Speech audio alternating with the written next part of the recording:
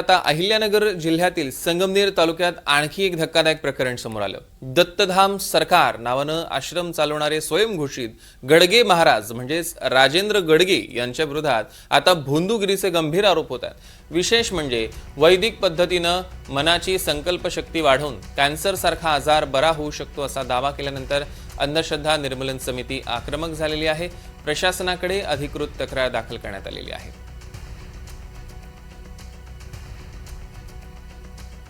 Cancer सारख्या गाठी ज्या आहे ते मी बऱ्या नाही करत।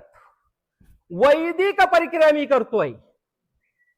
वैदिक प्रक्रिया म्हणजे मी काय म्हणतो, त्रिभुवनामध्ये सर्वात श्रेष्ठ असणारे ब्रह्म विष्णू शिवात्मक शक्तीने युक्त असणारे श्री दत्त प्रभू तुमच्या हृदयामध्ये बसलेत।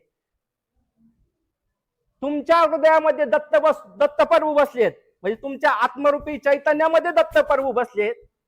तुमच्याच मनाने, लक्षात घ्या, तुमच्याच मनाने आत्मरूपी चैतन्यामध्ये प्रवेश केला आणि आत्मरूपी चैतन्याच्या शक्तीने तुमच्या मनाच्या संकल्पाने जी काही गाठ होती ती कमी झाली।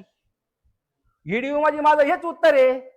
माझं हे उत्तर नाहीच का मी गाठीचं पाणी केलं मी गाठ काढली, कोणत्याही व्हिडिओ मध्ये नाहीये।